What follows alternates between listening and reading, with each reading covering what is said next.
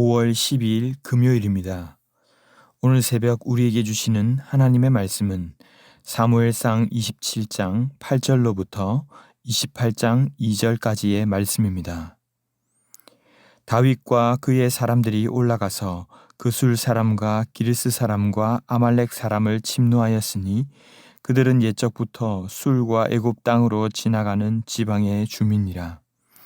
다윗이 그 땅을 쳐서 남녀를 살려두지 아니하고 양과 소와 나귀와 낙타와 의복을 빼앗아 가지고 돌아와 아기스에게 이르매 아기스가 이르되 너희가 오늘은 누구를 침노하였느냐 하니 다윗이 이르되 유다 네겝과 여라무엘 사람의 네겝과 겐 사람의 네겝이니이다 하였더라.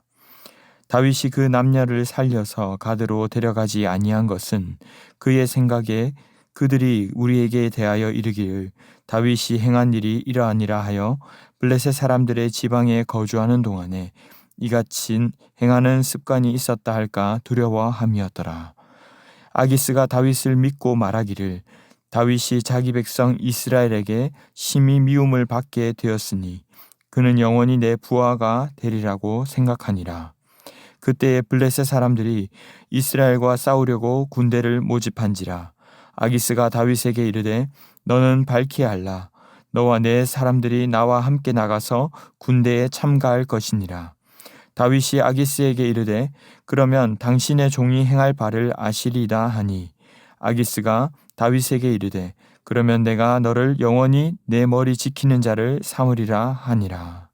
아멘. 다윗은 사울을 2번씩이나 죽일 기회가 있었지만 여호와의 기름 부음 받은 자라는 이유로 죽이지 않았습니다. 결국 사울도 자신의 잘못을 인정하며 다윗을 축복하기도 했지만 그는 훗날 언젠가 사울에게 붙잡히게 될 것을 두려워한 나머지 블레셋 가드로 들어갑니다. 아기스 왕은 다윗이 시글락 지역에 거주하도록 배려해 주었고 그는 약 1년 4개월 정도를 블레셋에 거주하게 됩니다. 당시 다윗이 보기에 자신의 상황에서는 최선의 선택이었을지 모르지만 사실 이 선택은 최고이신 주님께 묻고 한 선택은 아니었습니다. 그리고 오늘 본문 8절에서 다윗과 일행들은 시글락 변방에 있는 그술, 기르스, 아말렉 사람들을 공격합니다. 한글 성경에는 나와 있지 않지만 원문에는 이 왜냐하면 키라고 하는 단어가 들어가 있습니다. 지나가는 지방에서 이 지나가다라는 단어 또한 단순한 통행을 넘어서 엄습하다, 전쟁에 출입하다라는 뜻을 가지고 있습니다. 정리하자면 왜냐하면 옛부터 자주 이스라엘을 침략하고 괴롭혔던 곳이었기에 9절에서 그 땅을 쳐서 남녀 모두를 살려두지 아니하고 다 죽였다라는 뜻입니다. 그리고 모든 가축과 의복을 약탈하여 자신의 거주지가 아닌 아기스 왕에게로 갑니다. 이것은 아기스를 향한 그의 충성심이 변함없음을 보여주기 위한 행동으로 볼 수 있습니다. 그리고 10절에서 아기스가 누구를 침노했느냐 하고 묻자 그는 유다 네겝과 여라무엘 사람의 네겝과 겐 사람의 네겝이니이다 라고 거짓말을 합니다. 사실상 그가 침노한 것은 이스라엘과 적대 관계에 있는 지역들이었는데 유다에 속한 족속을 침공했다고 거짓 보고를 하고 있는 것입니다. 이것은 어떻게든 블레셋 왕에게 잘 보여 자신과 자신의 식솔들이 살아남도록 지키고자 하는 의지로 보여집니다. 11절에서도 설명하기를 다윗이 그 남녀를 살려서 가드로 데려가지 아니한 것은 그의 생각에 그들이 즉 실제 진멸된 사람들이 데려갔다면 우리에게 대하여 이르기를 다윗이 행한 일이 이러합니다 라고 말할 것이 두려웠기 때문이라고 말하고 있습니다. 만일 이스라엘과 적대 관계에 있는 족속을 친 사실이 밝혀지면 다윗의 침략이 오히려 블레셋에서는 반역 행위가 될 수도 있기 때문에 그는 철저히 은폐했던 것입니다. 이를 모른 채 12절에서 아기스는 이런 다윗을 철저히 믿고 이스라엘을 쳤다고 생각하여 다윗이 영원히 자기가 부하가 될 것이라고 확신합니다. 다윗의 계획과 실행은 아주 치밀했고 적중했음을 볼 수 있습니다. 그런데 28장으로 가면 그의 이런 꾀에 오히려 난감한 상황에 직면하게 됩니다. 28장 1절에 블레셋은 이스라엘과의 전쟁에서 다윗에게 함께 나가자고 제안하고 있습니다.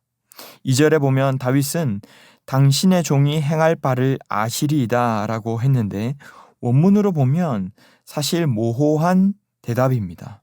당신의 종이 행할 것을 당신이 알게 될 것입니다 라는 뜻입니다. 하지만 아기스 왕은 이를 전쟁의 선봉에 마치 설 것이라는 뜻으로 받아들여서 자신의 머리 지키는 자로 최측근으로 보필하는 자로 역할을 맡기게 되는 것이죠. 다윗은 블레셋으로 올 때도 자신의 생각을 따라왔고 와서도 살아남기 위해 아기스 왕에게 의존하려 하고 있습니다.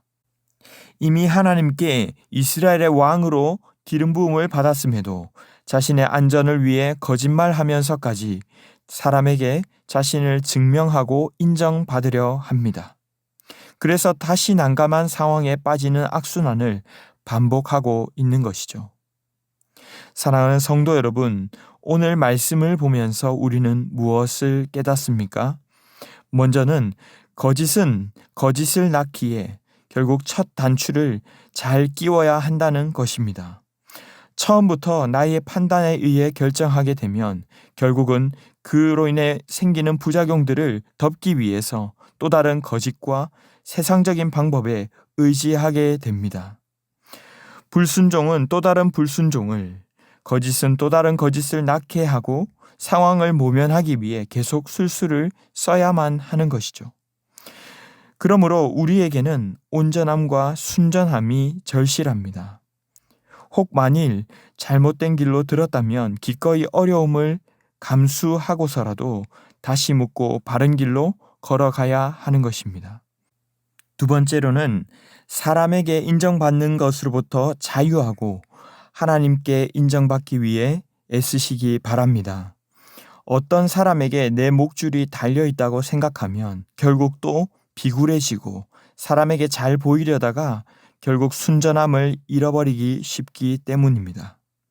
결국 우리의 모든 것은 주님의 손에 있다는 사실을 기억하시고 생존을 위해 살아가기보다 사명자로 사명을 따라 살아가시기 바랍니다.